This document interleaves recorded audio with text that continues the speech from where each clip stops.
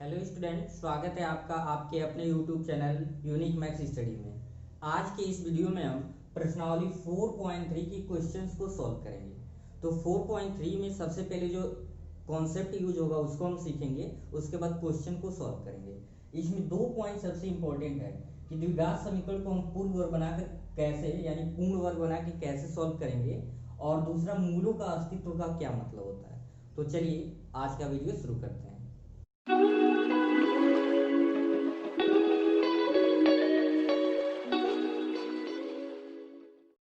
तो सबसे पहले हम देखेंगे कि मूलों का अस्तित्व क्या होता है, और पूर्ण वर्ग बनाकर द्विघात समीकरण का हल हम क्वेश्चन में सीधे सीखेंगे।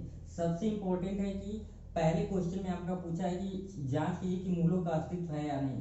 अगर अस्तित्व होगा तो उसे पूर्ण वर्ग बना के सॉल्व करना है। तो सबसे पहले आप जानते हैं कि एक द्विघात समीकरण का standard form a x square plus b x plus क्या होता है, सी होता है। C is equal to zero. ये आपके द्विघात समीकरण यानी क्वाड्रेटिक इक्वेशन का स्टैंडर्ड फॉर्म होता है। तो इसका अस्तित्व जांच करने के लिए हमको निकालना पड़ता है डी की वैल्यू। डी का मतलब होता है विभक्त का डिस्क्रिमिनेंट बोलते हैं, और डी का फार्मूला होता है B square minus four A C. D square minus four A सी। अब क्या करना होता है, जब बी ए बी सी कहाँ से लेंगे, एक्स का एक्स स्क्वायर का कोफिशिएंट ए लेंगे और एक्स का कोफिशिएंट बी, और सी क्या होता है कांस्टेंट है। ए बी सी आपका जो इक्वेशन मिलेगा यहीं से आपको लेना रहेगा, ठीक है। तो क्या करेंगे, इसमें B square minus four A C निकालेंगे। अगर B square minus four A C is greater than, मतलब जीरो से बड़ा है तब भी अस्तित्व में है, फिर B square minus four A C is equal to क्या आ जाए, जीरो, तब भी कहेंगे कि मूलों का अस्तित्व है।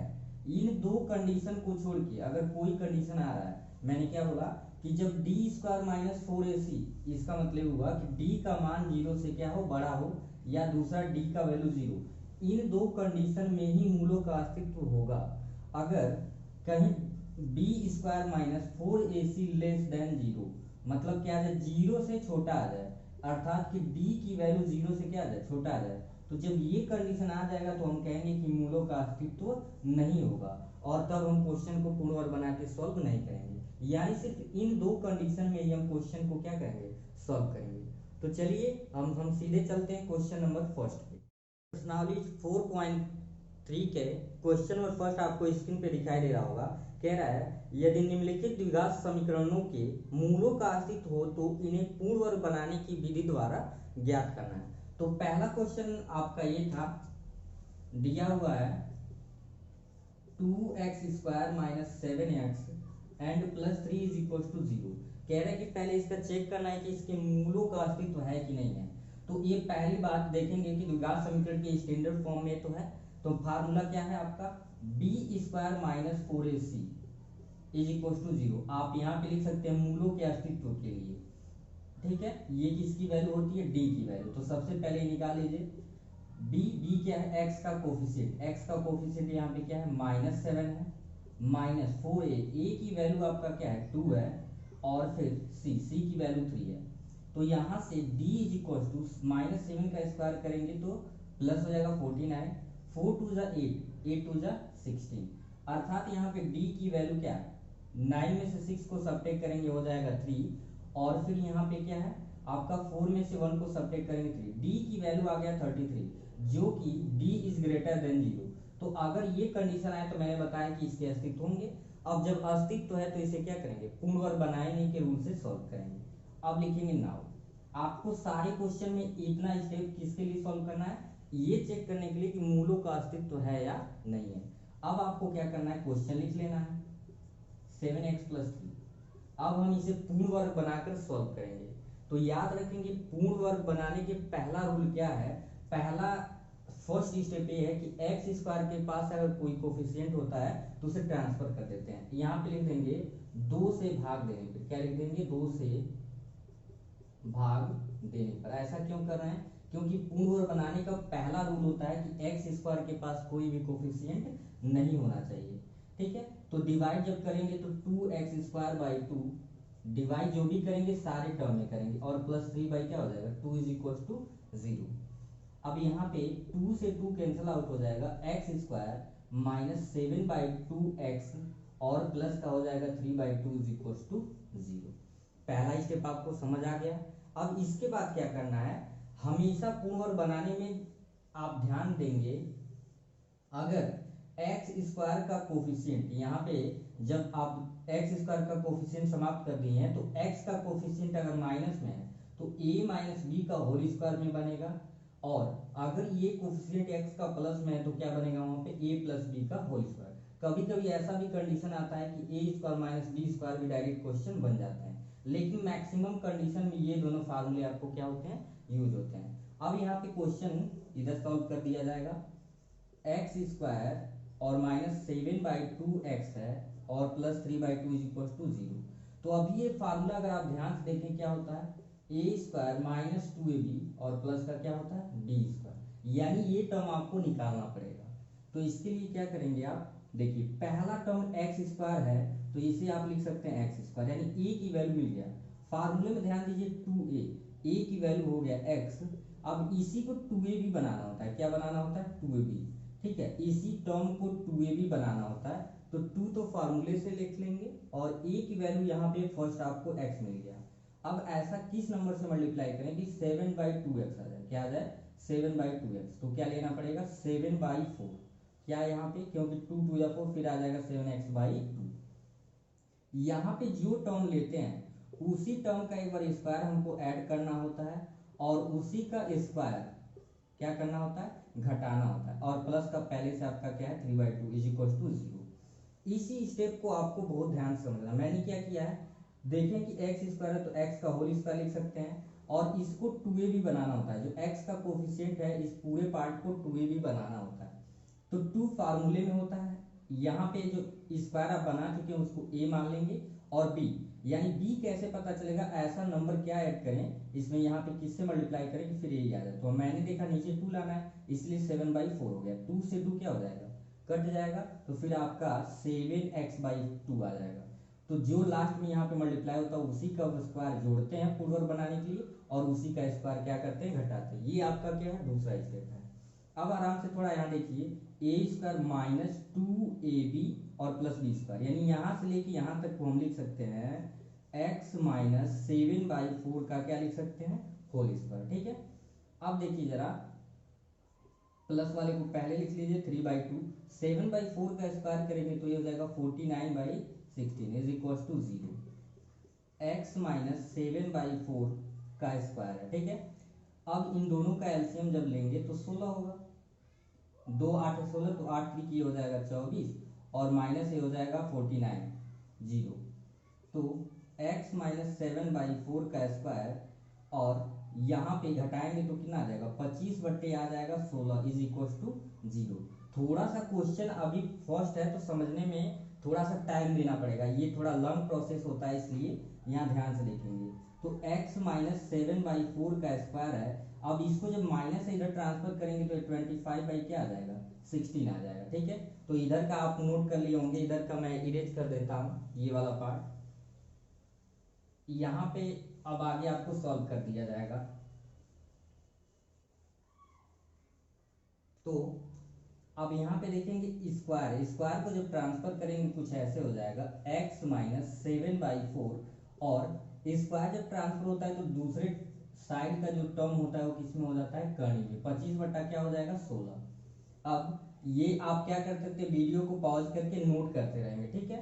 अब यहाँ पे क्या है x माइनस 7/4, और रूट से बाहर जब भी निकालेंगे इस एक्सरसाइज में ध्यान देंगे प्लस माइनस दोनों लिखेंगे। 25 का 5 हो गया, 16 को रूट से बाहर निकालेंगे तो कितना हो जाएगा 4, यानी कि प्लस माइनस 4।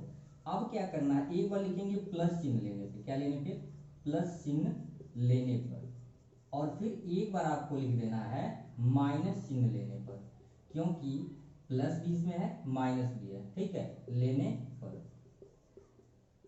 तो इन दोनों कंडीशन में पहले प्लस लेते हैं तो ये होगा x minus 7/4 is equal to अब प्लस 6 यानी कि 5/4, x इज इक्वल टू 5/4, और प्लस माइनस में तो हो जाएगा प्लस, ट्रांसफर करेंगे तो जब हर समान है तो अंश को जोड़ लेंगे, यानी कि x इज इक्वल टू 7 5 का आपका हो जाएगा 12/4। अब यहाँ पे देखिए कट जाएगा तो x की पहली जो वैल्यू आ जाएगी 4 3 जा 12, फिर माइनस चिन्ह लीजिए, x minus 7/4 is equal to क्या है, -5/4, क्या -5/4। अब यहाँ पे फिर ये जब माइनस से माइनस वहाँ ट्रांसफर होगा तो क्या हो जाएगा प्लस, यानी कि -5/4 और माइनस इधर आया तो हो गया +7/4। तो x इज इक्वल टू इसका हर समान है, लेकिन ये माइनस ये प्लस है, तो 7 में से 5 को सब्ट्रैक्ट करेंगे 2, इसको काट देंगे तो x की दूसरी वैल्यू आ जाएगी 1/2। यानी ये था आपका पहला क्वेश्चन, और इसे ही कहते हैं कि पूर्ण वर्ग बना के क्या करना, सॉल्व करना। तो आपने पहला क्वेश्चन देखा, सेम उसी पैटर्न पे हम क्या करेंगे, सेकेंड पार्ट को सॉल्व करेंगे। स्टेप बाय स्टेप फॉलो करते जाए, और कोई प्रॉब्लम अगर हो तो वीडियो को एक बार रिपीट करके देख लें, या आप कमेंट सेक्शन में भी उसको पूछ सकते हैं, आपको बताया जाएगा। ठीक है, यहाँ पे क्वेश्चन सेकेंड है 2x² plus x minus 4 is equal to क्या है, 0 है। तो सबसे पहले आपको करना क्या है कि मूलों का अस्तित्व चेक करना है। अगर अस्तित्व होगा तभी सॉल्व करना है, अदरवाइज सॉल्व नहीं करना है। तो d equal to b² minus 4ac, यही तो अस्तित्व चेक करने का फार्मूला है। तो d is equal to b, यही a का x² का कोफिशिएंट ये होता है, x का कोफिशिएंट b, और कांस्टेंट टर्म क्या होता है c। तो x का कोफिशिएंट यहाँ पे कुछ नहीं है तो 1 होता है, -4a, a की वैल्यू देखिए x² का कोफिशिएंट वो क्या है आपका 2 है, और c की वैल्यू क्या है -4 है, ये ध्यान देंगे c की वैल्यू क्या है -4। ऐसा क्यों, क्योंकि standard form ax² plus bx plus c equal to क्या होता है 0। हमेशा आपको इसी से कंपेयर करके a b c निकालना होता है, तो प्लस और माइनस में कंपेयर करेंगे इसलिए माइनस हो जाता है। ठीक है, तो d इक्वल टू 1 का स्क्वायर 1, और 4 2 जा 8, 8 4 जा 32, तो d की वैल्यू कितना आ गया 33। यानी ये d की वैल्यू 0 से बड़ा आया है, तो मूलों का क्या है, अस्तित्व है, और अस्तित्व है तो अब इसे हम क्या करेंगे, पूर्ण वर्ग बनाने के नियम से क्या करेंगे, सॉल्व करेंगे। ठीक है, तो लिखेंगे नाउ, यानी कि अब स्टेप फॉलो करेंगे पूर्ण वर्ग बनाने का, 2x² plus x minus 4 is equal to 0। तो पहला स्टेप क्या है कि x² के पास कोई भी कोफिशिएंट नहीं होना चाहिए, तो यहाँ पे लिखेंगे 2 से क्या करने पर, भाग देने पर, भाग देने पर। अगर सपोज करिए यहाँ पे कुछ और होता तो हम, अगर 3 होता तो 3 से डिवाइड करते, तो जब 2 से डिवाइड करेंगे तो 2x²/2 एंड प्लस x/2 और -4/2 इज इक्वल टू क्या हो जाएगा 0। तो 2 से 2 कैंसिल आउट हो जाएगा, x² बचेगा प्लस ये आप x/2 बचा, और इसे काट देंगे, क्योंकि -2 बचेगा उधर ट्रांसफर कर देंगे तो क्या हो जाएगा 2। अब इसी को मैं यहाँ पे सॉल्व कर रहा हूँ, नोट आपको जरूर करना है वीडियो को पॉज करके। यहाँ पे क्या है, यहाँ पे x² plus x/2 is equal to क्या है 2। फिर वही, अब मैंने कहा कि x का कोफिशिएंट पॉजिटिव है तो a प्लस b का होल स्क्वायर बनेगा। पहले टर्म को आप क्या लिख सकते हैं, x का स्क्वायर लिख सकते हैं, इसे 2a भी बनाना होता है जो x का कोफिशिएंट, तो 2 तो आपका फार्मूले में है, और जो पहला टर्म का स्क्वायर बना रहे हैं वो किसकी वैल्यू हो जाएगी, a की वैल्यू, किसकी वैल्यू, a की वैल्यू इनटू b। अब आपको ये सोचना है कि हम b की ऐसी वैल्यू क्या लें कि फिर वो x/2 आ जाए, तो ऑब्वियस सी बात है यहाँ पे 1/4, 2 2 जा 4, फिर x बाई क्या आ जाएगा 2। अब 1/4 यहाँ पे क्या करेंगे, 1/4 का स्क्वायर आपको जोड़ देना है, और 1/4 का स्क्वायर क्या करना है, घटा देना है, यही आपका दूसरा स्टेप होता है। ठीक है, अब यहाँ से लेके यहाँ तक a² plus 2ab and plus का b², इसे आप लिख सकते हो x प्लस 1/4 का क्या हो जाएगा होल स्क्वायर। अब जरा ध्यान देंगे, 2 और माइनस को वहां पे ट्रांसफर करेंगे तो हो जाएगा प्लस, 1/4 का स्क्वायर करेंगे तो 1 बाई क्या हो जाएगा 16 हो जाएगा। तो x प्लस 1/4 का स्क्वायर इज इक्वल टू 16 1 जा 16 और प्लस 1/16, यानी कि इसका लॉसल 16, तो 16 गुना यहाँ पे 32 हो जाएगा, और एक का एक में करेंगे एक, ये हो जाएगा 33 बट्टा आपका क्या हो जाएगा 16 हो जाएगा। ठीक है, अब आपको अगला स्टेप क्या करना होता है, ये स्क्वायर आपको ट्रांसफर कर देना होता है, तो x प्लस 1/4 का स्क्वायर है, और जब स्क्वायर ट्रांसफर हो जाएगा तो ये जो राइट हैंड साइड यानी दायां पक्ष का जो है वो किस में हो जाएगा, रूट में हो जाएगा बट्टे 16। ठीक है, अब इसे रूट से जब बाहर निकालेंगे तो प्लस माइनस का आप क्या क्या है √33, तो रूट से बाहर निकाल नहीं पाएंगे क्योंकि पेयर बन नहीं रहा है, लेकिन 16 को आप बाहर निकाल सकते हैं, यानी x प्लस 1/4 की वैल्यू √33 बाई क्या आ गया 4 आ गया। ठीक है, अब यहाँ पे मैं इसको इरेज करूंगा, बाकी के जो क्वेश्चन का ये जो पार्ट बचा है इसको यहाँ पे करेंगे हम। तो एक बार देखिए प्लस माइनस दोनों आ गया, तो एज यूजुअल एक बार हम लेंगे प्लस चिन्ह, क्या लिखेंगे प्लस चिन्ह लेने पर, और फिर क्या लिखेंगे माइनस चिन्ह लेने पर, ठीक है। तो ये ध्यान देंगे, ये अलग है। अब इसका जो बचा हुआ पार्ट यहाँ पे सॉल्व कर रहे हैं, तो x plus 1/4, X plus 1/4 is equal to, plus पहले ले रहे हैं, प्लस तो लिखा जाता नहीं है, यानी √33/4 हो जाएगा। तो x इज इक्वल टू √33/4, और प्लस से उधर जाएगा -1 क्या हो जाएगा 4, दोनों का हर समान है, तो अंश को ऐसे एक साथ लिख सकते हैं √33 - 1 और बाई का 4, यानी x का ये पहला वैल्यू आ गया √33 - 1/4। और फिर जब माइनस चिन्ह लेंगे तो क्या होगा x plus 1/4 is equal to, plus के बाद माइनस, यानी कि माइनस √33/4, ठीक है। तो x is equal to minus √33/4, और प्लस है तो क्या हो जाएगा -1/4। इसका भी हर समान है, तो आप चाहें तो लिख सकते हैं -√33 और -1/4, ये आपका आ जाएगा आंसर। पहले का आपका थर्ड क्वेश्चन है, दिया है आपका 4x² plus 4√3x plus 3 is equal to 0। तो यहाँ पे आप मूलों के अस्तित्व के लिए पहले जांच कर लेंगे है या नहीं है। तो d is equal to b, b की वैल्यू यही होता है x का कोफिशिएंट, ये है आपका 4√3 का स्क्वायर माइनस 4a, a की वैल्यू x² कोफिशिएंट वो है आपका 4, और प्लस c की वैल्यू 3 है। अब ये है स्क्वायर, तो स्क्वायर का मतलब दो बार मल्टीप्लाई करेंगे, 4√3 और 4√3, तो 4 जो आपका हो जाएगा 16, और रूट का रूट में करेंगे तो 3, यानी ये हो जाएगा 48। कितना आ जाएगा 48, यानी कि d इज इक्वल टू लिख देंगे 48, 4 का 4 में यानी 4 चौको 16, तिया क्या हो जाएगा 48।